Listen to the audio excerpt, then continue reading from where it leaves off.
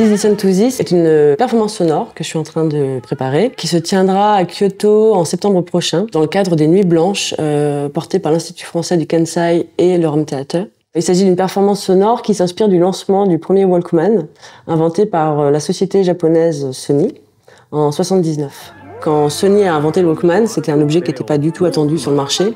Et ils ont décidé de faire un lancement adressé aux journalistes et à la presse. En fait, on leur donnait pour la première fois un Walkman et on leur demandait de mettre play au même moment sur cet objet pour écouter ensemble une cassette préenregistrée qui, en fait, en temps réel, donnait donc des instructions à des performeurs qui étaient dissimulés parmi les différentes personnes du parc.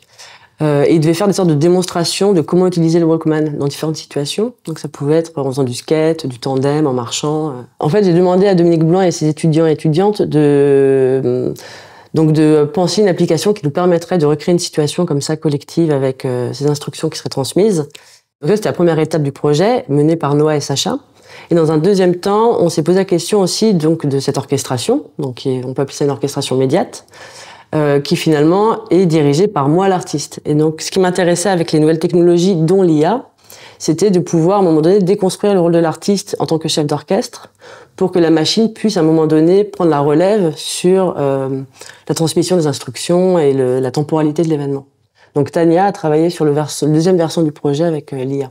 On a rencontré en fait des difficultés donc à synchroniser donc plusieurs smartphones. Donc là on parle de 60 smartphones dans un même lieu à un instant T. La deuxième difficulté, donc c'est là où c'était plutôt une ouverture sur le projet, c'était cette présence de la listening machine, donc une machine qui serait à l'écoute de l'environnement où aura lieu la performance et qui en fonction des sons captés pourrait en fait interagir. L'impact concret, réel et immédiat, c'est que la performance va avoir lieu assez rapidement. Après, dans un second temps, ça m'intéresse aussi pour mes projets à venir, puisqu'en tant que doctorante moi-même en recherche-création qui porte une attention sur les technologies sonores contemporaines, j'ai l'impression qu'en fait tout ce qu'on a développé, notamment avec Tania, sur l'intelligence artificielle est une sorte de prémisse de ce qui pourra arriver dans les prochaines pièces. Mon travail va aller vers cette voie-là, en fait, sur cette direction de la machine qui nous écoute.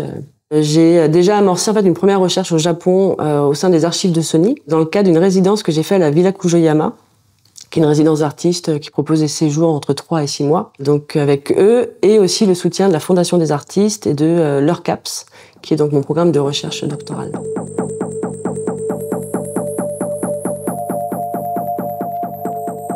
Le projet Please Listen to This, c'est un projet dans le cadre de l'UE Proche 104, un projet en groupe, donc on est 3 sur ce projet-là.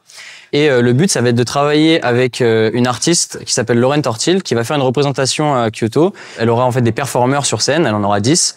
Et elle doit orchestrer leurs mouvements à partir de fichiers audio. Et donc nous, notre but, c'est de lui donner une interface qui va permettre cette communication entre elle et ses performeurs. À partir donc d'une interface web et aussi en utilisant des serveurs pour communiquer avec justement les users qui seront du coup les performeurs, pouvoir envoyer ces fichiers audio qui donnent les instructions aux performeurs sur scène à travers donc cette interface. D'abord, on va créer une interface web pour que les gens puissent se connecter, etc.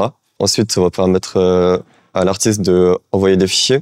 Ensuite, on va venir synchroniser la lecture pour que si quelqu'un a un problème ou quoi, ou il est trop en retard, il faut qu'il puisse revenir au moment où la performance est jouée. Ça se démarquait bien des autres projets où c'est pas juste faire quelque chose juste parce qu'on a les compétences de le faire. C'est vraiment il y a quelque chose derrière.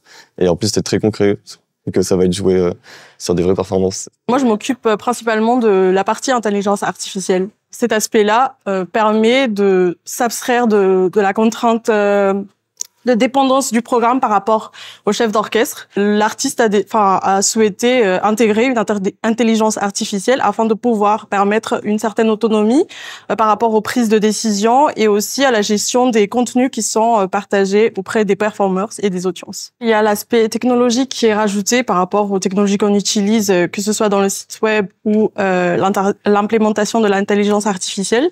Il y a aussi l'aspect conduite de projet qui est qui a été beaucoup repris dans les projets de Télécom Paris. Et ça nous donne une certaine expérience dans le cadre des projets qui se font en entreprise. Et je pense que c'est un tremplin qui nous aide beaucoup dans notre carrière future.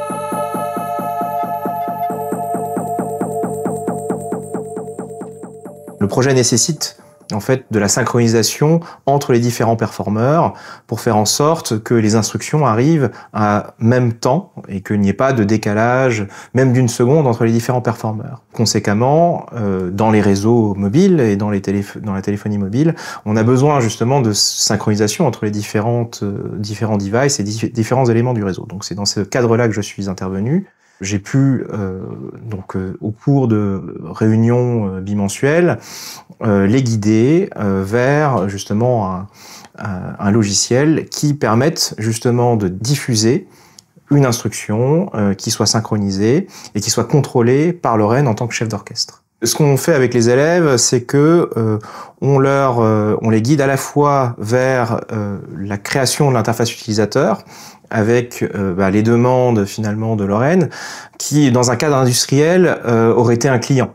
Et donc ils se retrouvent ici dans un projet qui dépasse simplement l'enceinte de l'école pour avoir des visées qui sont quasiment de production. On va avoir 100 performeurs qui vont avoir des devices différents, qui vont être répartis dans un environnement qu'ils ne contrôlent pas. Et ça demande en fait beaucoup d'exigences dans la manière de coder, dans la manière de développer, afin de faire en sorte que le logiciel fonctionne. Alors que ce soit en front, mais aussi en back. Dans le dispositif de première année, on a un projet qui s'étend sur le deuxième semestre. Et pendant ce deuxième semestre, ils doivent produire à la fois du logiciel, ou en tout cas un écrit, et aussi un poster qui présente justement l'ensemble du projet qu'ils ont mené. Ce qui est intéressant ici pour eux, c'est que justement, ça a des visées qui sont en dehors de l'école, en dehors finalement d'un cadre purement pédagogique. Et pour des élèves de première année, je pense que c'est quand même quelque chose de particulièrement intéressant et stimulant, en particulier aussi parce que ça a des visées qui sont aussi hautes qu'industrielles et pour le coup artistiques.